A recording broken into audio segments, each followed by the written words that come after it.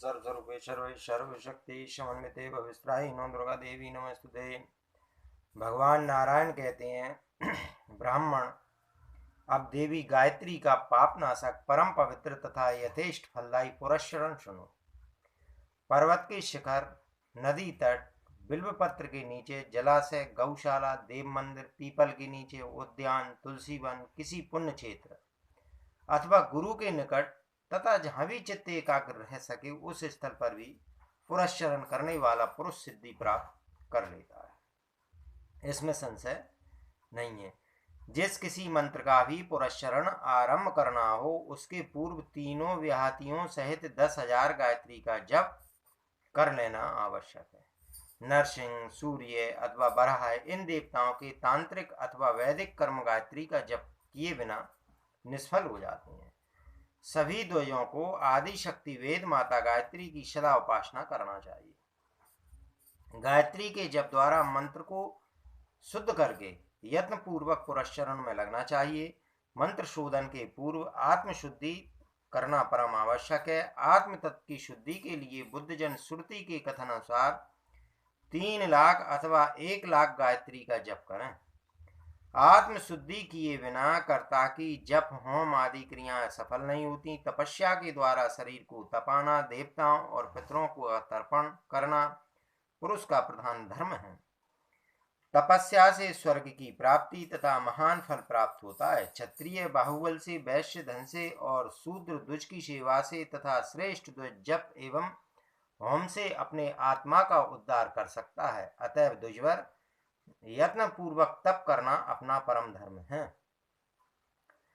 तपस्या की चरम सीमा शरीर को सुखा डालने में है। शरीर का शोधन करने के लिए वेद मार्ग से कृच्छ एवं चंद्रायण आदि व्रत करें। नारायण, अब अन्न शुद्धि का प्रकरण कहता हूं, सो उसे सुनो। तांत्रिक और वैदिक पुरुषों ने आयाचित, उच्च, शुक्ल और भिक्षावृत्ति ये 4 निश्चित जीविकाएं बतलाई। इस अन्न से आत्मा परम शुद्ध हो जाता है। भिक्षा में मिले हुए अन्न को लाकर उसके 4 भाग कर लें। 1 भाग द्विजों को, दूसरा गऊ को और तीसरा अतिथियों को दें। इसके बाद अपशिष्ट भाग में स्वयं तथा अपनी पत्नी सहित ग्रहण करें। जिस आश्रम में ग्रास की जो विधि निश्चित है उसी क्रम का पालन आवश्यक है। इस अन्न पर शक्ति एवं कृपा के अनुसार पहले गौमूत्र का छींटा दें। तत्पश्चात वानप्रस्थी और गृहस्थ को ग्रास की संख्या निर्धारित करनी चाहिए। ग्रास का परिमाण कुक्कुटांट जितना है। गृहस्थ के लिए 8 ग्रास, वानप्रस्थ के लिए 4 ग्रास लेने का नियम है। ब्रह्मचारी यथेष्ट ग्रास ले सकता है।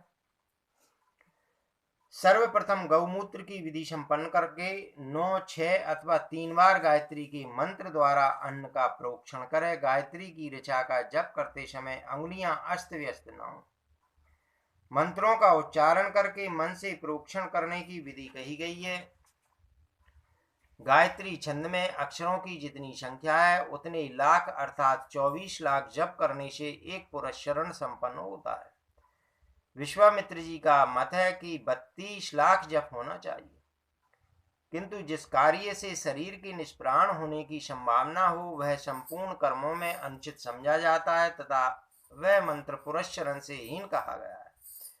ज्येष्ठ, आषाढ़, भाद्रपद, पौष, अधिक मास, मंगलवार, शनिवार, व्यतिपात, वैधुति, अष्टमी, नवमी, षष्ठी, चतुर्थी, त्रयोदशी, चतुर्दशी, अमावस्या, प्रदोष, रात्रि, वर्णी, कृतिका, आद्रा, अश्लेषा, ज्येष्ठा, घनिष्ठा, श्रवण, जन्मन नक्षत्र, मेष, कर्क, तुला, कुंभ और मकर, ये सभी महीने, दिन, योग, तिथियां, समय, नक्षत्र और लग्न पुरस्चरण कर्म में वर्जित हैं। चंद्रमा और नक्षत्र अनुकूल हों तब शुक्ल पक्ष में पुरस्चरण का आरंभ करना चाहिए। यूं पुरस्चरण करने से शीघ्र सिद्धि प्राप्त होती है। आरंभ में विधि पूर्वक स्वस्ति वाचन और नांदी मुख श्राद्ध करें। ब्राह्मणों को यत्न पूर्वक भोजन वस्त्र से संतुष्ट करें। फिर उन ब्राह्मणों से आज्ञा लेकर पुरस्चरण आरंभ करें। शिव के मंदिर तथा अन्य किसी भी शिव संबंधी स्थान पर द्विज पश्चिम अभिमुख बैठकर जप आरंभ करें। काशी, केदार, महाकाल, नासिक और महान क्षेत्र त्र्यंबकम ये भूमंडल पर 5 सिद्ध स्थान है अथवा कूर्मासन को सर्वत्र के लिए सिद्ध पीठ कहा गया है। आरंभ के दिन से लेकर समाप्ति के समय तक समान रूप से प्रतिदिन जप करना चाहिए, न किसी दिन अधिक हो और न कम। प्रधान मुनिगण निरंतर पुरस्चरण किया करते हैं। प्रातः काल से आरंभ करके मध्याह्न काल तक विधिवत जप करें। मन पर अधिकार रखें, किसी प्रकार की अपवित्रता न आने दें। इष्ट देवता का ध्यान और अर्थ का चिंतन करता रहे। घृत, खीर, तिल, बिल्वपत्र, पुष्प, यव और मधु आदि हव्य द्रव्यों से दशांश हवन करें। मनु का कथन है कि दशांश हवन करने पर ही मंत्र सिद्ध होता है। यह गायत्री धर्म, अर्थ, काम और मोक्ष प्रदान करती है। अतः इनकी उपासना परम आवश्यक है। नित्य, नैमित्तिक और काम तीनों कर्मों में इसका पारायण उपयोगी है। इससे बढ़कर इस लोक और परलोक में कोई भी दूसरा श्रेष्ठ साधन नहीं है। मध्याह्न में बहुत थोड़ा भोजन करें, मौन रहें, तीनों समय स्नान और संध्या उपासना करें। विद्वान पुरुष मन की सारी वृत्तियों को रोककर जल में 3 लाख मंत्रों का जप करें। पहले यूं पुरस्चरण करने के पश्चात अभिलषित काम कर्मों के निमित्त जप करना चाहिए। जब तक कार्य में सफलता न प्राप्त हो, जब तक जप का क्रम चलता रहना चाहिए। सामान्य काम कर्म में यथावत विधि कहते हैं। प्रतिदिन सूर्योदय काल में ही स्नान करके 1000 गायत्री का जप करना चाहिए। ऐसा करने से आयु, आरोग्य, ऐश्वर्य और धन अवश्य प्राप्त होते हैं। 3 महीने, 6 महीने अथवा वर्ष बीतते बीतते पुरुष को सिद्धि प्राप्त हो जाती है। 1 लाख घृताक कमल के पुष्प हवन करने पर मनुष्य संपूर्ण मनोरथों को प्राप्त कर लेता है। मुक्ति तो सुलभ हो जाती है। बिना मंत्र सिद्धि के कर्ता के जप और होम आदि सभी क्रियाएं, चाहे वे सकाम हो अथवा निष्काम, सफल नहीं होती। 25 लाख गायत्री का जप तथा दही और दूध से हवन करने पर पुरुष स्वयं सिद्ध हो जाता है। यह महर्षियों का मत है। मनुष्यों को अष्टांग योग से जो फल प्राप्त होता है, वही फल सिद्धि इस जप के प्रभाव से प्राप्त होती है। साधक शक्त हो अथवा अशक्त, किंतु आहार निश्चित रूप से करे। गुरु के वचनों पर विश्वास रखते हुए सदा जप करता रहे। 6 महीने तक जप करने से सिद्धि प्राप्त हो जा सकती है। एक दिन केवल पंचगव्य प्राशन करके रहे। एक दिन वायु के आहार पर रहने का नियम है। एक दिन ब्राह्मण के हाथ से मिला हुआ कुछ सिद्ध अन्न भोजन कर ले। यो नियम पूर्वक गायत्री का जप करे। गंगा आदि पवित्र नदियों में स्नान करके जल के भीतर ही 100 मंत्र का जप करे। फिर 100 मंत्रों का उच्चारण करके जल पिए। यों करने से पुरुष संपूर्ण पापों से मुक्त हो जाता है। यही नहीं, किंतु उसे चंद्रायण और कृच्छ आदि व्रतों के फल निश्चित रूप से प्राप्त हो जाते हैं। यदि साधक राजा अथवा ब्राह्मण हो तो वह अपने घर पर ही गायत्री का पुरस्चरण करे। ब्रह्मचारी, गृहस्थ अथवा वानप्रस्थी भी अपने अधिकार के अनुसार जप आदि करने के पश्चात पुरस्चरण करने से फल प्राप्त होता है। मोक्ष की अभिलाषा करने वाले पुरुष स्रोत और स्मार्थ आदि कर्म करते हैं। पुरुष को चाहिए कि विद्वानों से शिक्षा प्राप्त करके आचार का पालन करते हुए साग्निक होकर यत्न पूर्वक जप करे। फल मूल खाकर रहे, स्वयं 8 गिलास भोजन करे। देव ऋषि इस प्रकार पुरस्चरण करने से वह मंत्र सिद्ध प्राप्त होती है, जिसके अनुष्ठान मात्र से दरिद्रता दूर हो जाती है। इसके श्रवण की इतनी महिमा है कि बड़ी से बड़ी सिद्धि स्वयं पुरुष को उपलब्ध हो जाती है। भगवान नारायण कहते हैं, ब्राह्मण अब बलि वैश्व देव की विधि बतलाता हूँ, सुनो। इस पुरस्चरण के प्रसंग में मुझे है बात स्मरण आ गई है। देव यज्ञ, ब्रह्म यज्ञ, भूत यज्ञ, पितृयज्ञ और 5वां मनुष्य यज्ञ। इसी को वैश्व देव यज्ञ कहते हैं। गृहस्थ के घर में चूल्हा, चक्की, झाड़ू, ओखली तथा जल के द्वारा अर्थात भोजन बनाने के लिए आग जलाने, आटा आदि पीसने, झाड़ू लगाने, धान आदि कूटने तथा जल के घड़े रखने आदि से 5 पाप नित्य होते हैं। इन पापों का नाश करने के लिए यह यज्ञ परम आवश्यक है। चूल्हा, लोहे के बर्तन, पृथ्वी, मिट्टी के पात्र, कुंड अथवा वेदी पर बलि वैश्व देव नहीं करना चाहिए। अग्नि को प्रज्वलित करने के लिए हाथ, सूप अथवा वस्त्र से हवा करना अनुचित है। उसे मुंह से फूंककर प्रज्वलित कर लेना चाहिए, क्योंकि मुख से जो अग्नि का प्राकट्य ही है। कपड़े द्वारा हवा करने से रोग, सूप से धन का नाश तथा हाथ से हवा करने से मृत्यु प्राप्त होती है। मुख की हवा से अग्नि को प्रज्वलित करना कार्य सिद्धि का साधक है।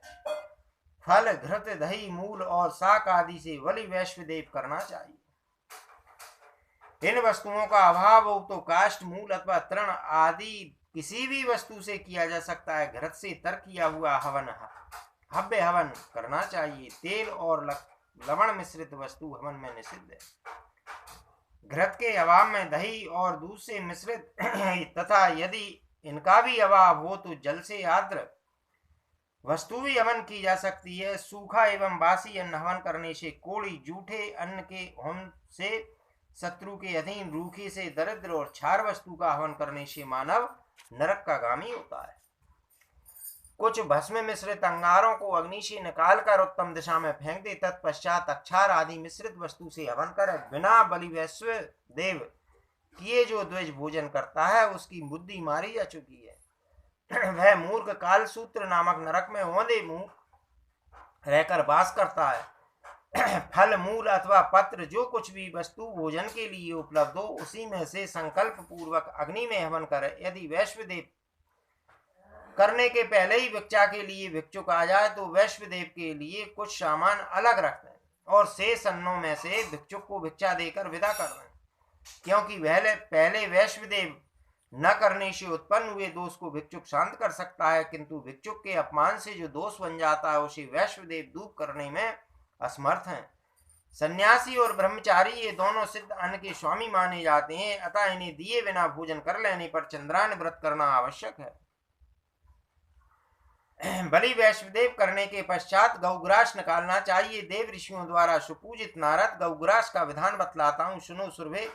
तुम वैष्णवी माता हो, तुम्हारा नाम सुरभि है, तुम सदा वैकुंठ में विराजमान रहती हो, मेरा दिया हुआ है गौग्रास स्वीकार करो। गौभ्यो नमः यों कहकर गौ की पूजा करके ग्रास अर्पण करें। गौग्रास प्रदान करने से गौ माता सुरभि परम प्रसन्न हो जाती है। इसके बाद गौ दोहन काल तक घर के प्रांगण में खड़े होकर अतिथि की प्रतीक्षा करें। जिस समय अतिथि निराश होकर घर से लौट जाता है उस समय वह अपना पाप ग्रह के स्वामी को देकर उसका पुण्य ले जाता है। माता, पिता, गुरु, भाई, प्रजा, सेवक, अपने आश्रय में रहने वाले व्यक्ति, अभ्यागत अतिथि और अग्नि ये पौष कहे गए हैं।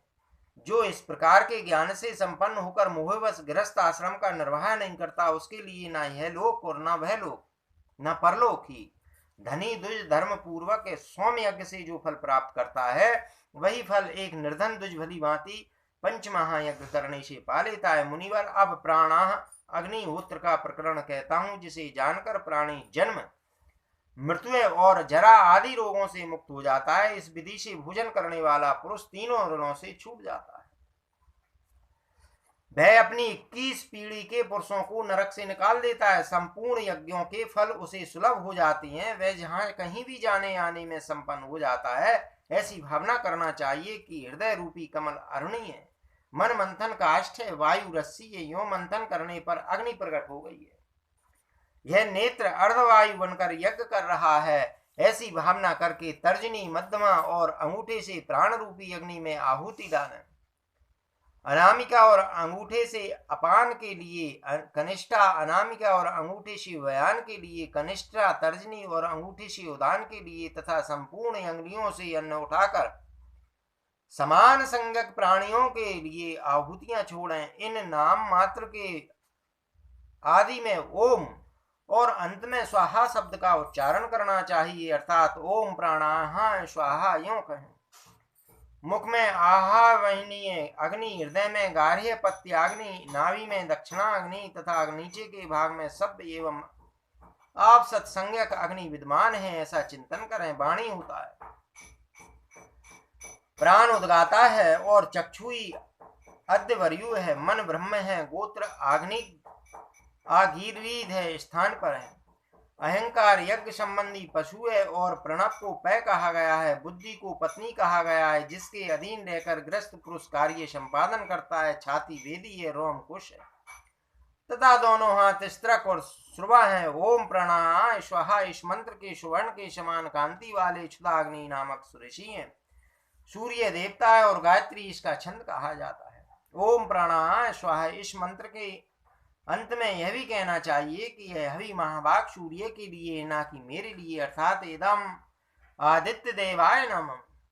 अपान मंत्र के गौ दुग्ध के समान शुक्ल आकृति वाले श्राद्ध अग्नि ऋषि हैं, सोम को इसका देवता कहा गया। उष्णिक छंद है। ओम अपानाय स्वाहा इदम सोमाय नमः, यूं मंत्र का उच्चारण करना चाहिए।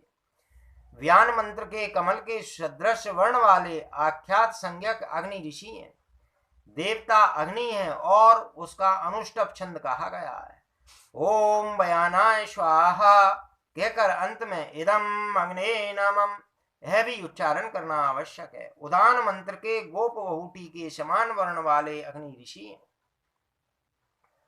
और वायु इसके देवता कहलाते हैं। वृहति छंद है, पहले जैसे ही ओम उदानाय स्वाहा इदम वायवे नमः, इस प्रकार दुच को उच्चारण करना चाहिए। समान मंत्र के बिजली के समान वर्ण वाले विरूपक नामक अग्नि ऋषि हैं। इस मंत्र के देवता पर्जन्य माने जाते हैं और पंक्ति छंद कहा गया है। पूर्व की भांति ओम समानाय स्वाहा इदम पर्जन्याय नमः, इस मंत्र का उच्चारण करें। इसके बाद छठी आहुति देना चाहिए। इस मंत्र के वैश्वानर नामक महान अग्नि ऋषि कहे जाते हैं। गायत्री छंद है, इसके देवता आत्मा है। मंत्र स्वाहांत उच्चारण करने का विधान है। ओम परमात्मने स्वाहा इदमात्मने नमः, इस प्रकार प्राण अग्निहोत्र किया जाता है। इस विधि को जानकर करने के पश्चात पुरुष ब्रह्म भाव को प्राप्त हो जाता है। यूं इस प्राणी अग्निहोत्र विद्या का संक्षेप से तुम्हारे सामने मैंने वर्णन कर दिया है।